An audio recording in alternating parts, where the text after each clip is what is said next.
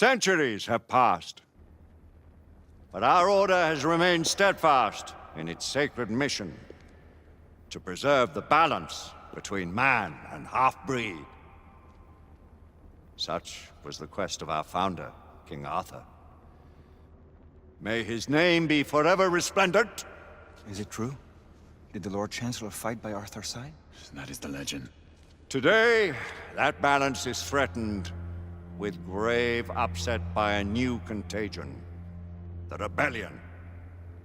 As long as its campaign of anarchy and terror is allowed to continue, the plague of lichen infestation that has infected our city will only grow more intolerable.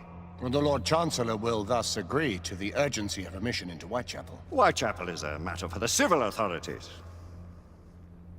When the noble Arthur sought to contest for truage with the Roman Emperor Lucius, he did not trouble himself with issues of jurisdiction. Do not presume to quote history to me, Sir Percival. I've seen more of history than you shall ever know. I remind the knights here assembled that the threat to this order comes not only from without, but within. We must stand vigilant together, lest our ranks be poisoned by those who seek the destruction of all we hold sacred. No one is immune from the rebels' influence. Surely the Lord Chancellor does not mean to question Sir Percival's loyalty. This order has long appreciated Sir Percival's counsel, but the current disruption calls for caution and concerted effort, not rash action. Sir Percival has cause, Lord Chancellor. The situation in Whitechapel may need to be addressed. Does Lord Darwin speak with the blessing of the peers?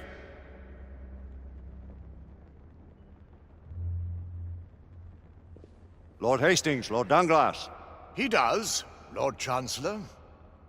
Perhaps the question should be put to the Council. Very well. What says the Order of Her Majesty's Royal Knights in the matter of Whitechapel? Aye or nay? Nay! The nays have it. This council is dismissed.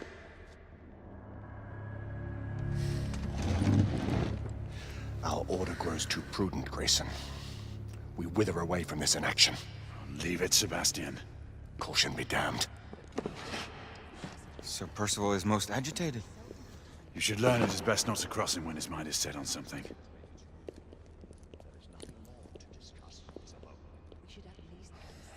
What do you make of this? Percival seems intent on pursuing his investigation. You heard the Lord Chancellor. The Council will not stand. You cannot deny that there is some truth to what Percival has said.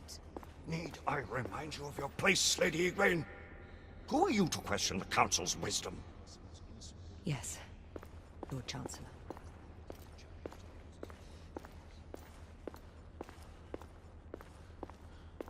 They have seldom few options left at this juncture. Do you believe the evidence enough to warrant our involvement? Galahad will deal with this in due time. I have a more pressing matter to attend. As you wish. How many of us will make the journey to America? Lord Barrett, Lord Darwin, and myself. I've heard many great things about the Agamemnon, Lord Hastings. She is the finest the United India Company has ever built. I can promise you a pleasant and speedy journey across the Atlantic. Can we expect your presence at the launch, Sir Lucan? Would be my honor to see you off on your maiden voyage, my lords. Sir Lucan, if I may. If you would permit me, my lords. Of course, Sir Percival. Alistair, you know as well as I do that Whitechapel is the key to these disturbances, to everything. My opinion is immaterial. The Council has spoken. Few dared countermand your father's express wishes. Need I remind you that we all serve at the Lord Chancellor's pleasure? You are the Knight Commander!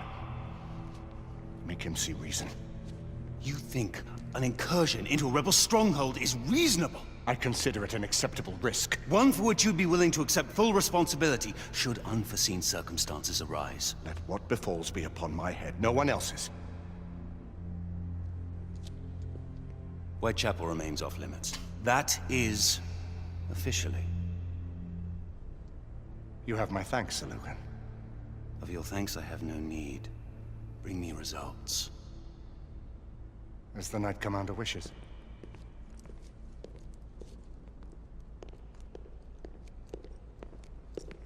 Well, We're going in.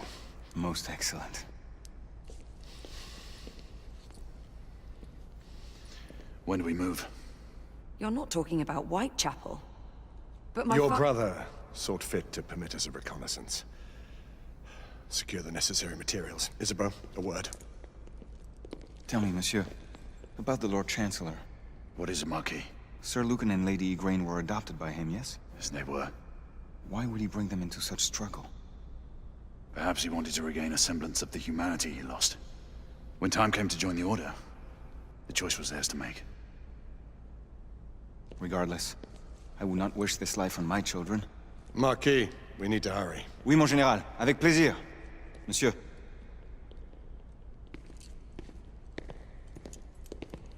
Friend Mallory has always been something of a rogue operative. I've never known a better man. Still, I shall rely on you to be call it a sobering influence.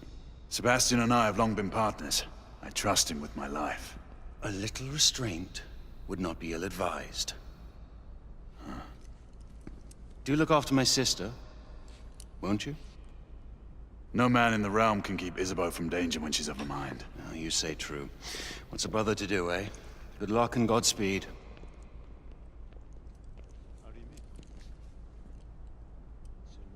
Always at your service, Sir Galahad. This way, please. Ah, Tesla. Just the man.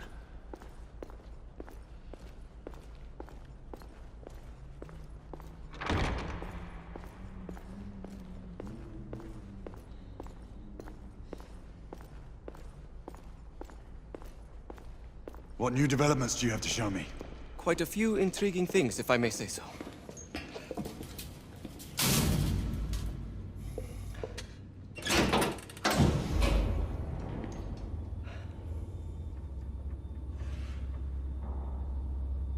Any further news of the trouble in Grosvenor Square? Police are investigating. And investigating. Lycans, on the United India Company's front doorstep. What do you make of it? Mayfair isn't what it used to be.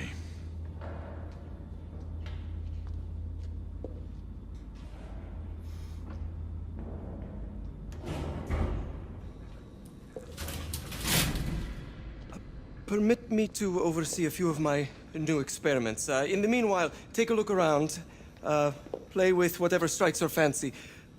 But do be careful.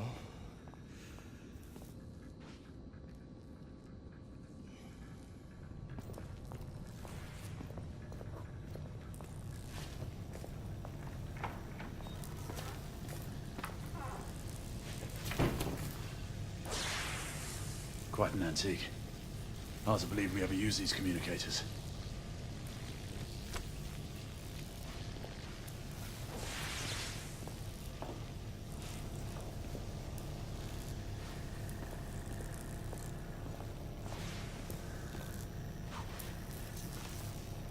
Nicola, how fares your friend Edison these days?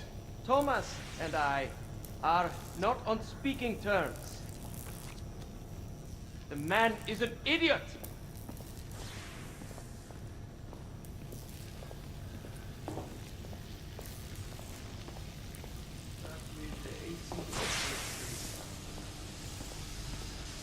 Good. To 20 now. That's enough.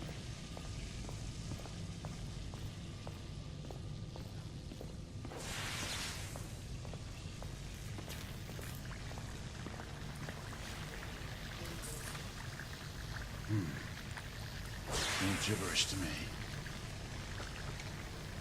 Nicola, you sly dog.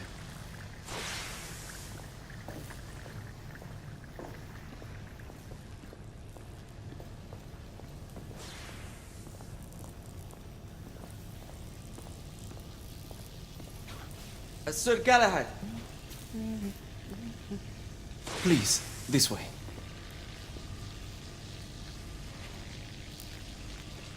Here is something you may find interesting. This device allows you to convert between Edison's inefficient direct current and my superior alternating current. Quite handy for overloading and incapacitating certain electrical systems. It's comprised of an inverter, transformer, and rectifier outfitted with some brass clips to enhance the design. Oh, and a fine leather carrying case. Inside each tube is a small quantity of mercury. When the mercury is properly aligned, the device becomes operational. Please, try it.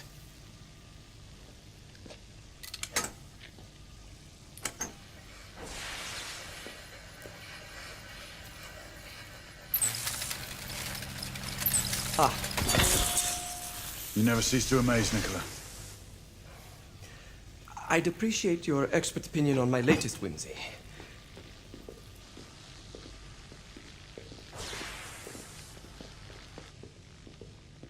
Here. Essex 84 Marksman Carbine. Impressive. You've always had a good eye for craftsmanship. I've outfitted this one with a telescopic sight. It's ideal for long-range shooting. I would be honored if you would test its efficacy. With pleasure.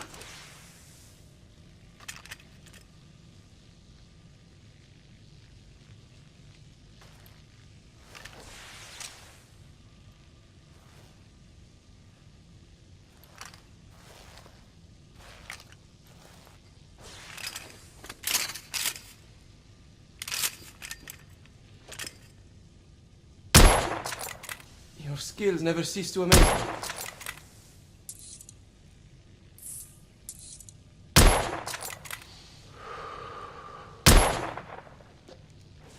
Some muffling might be in order as well.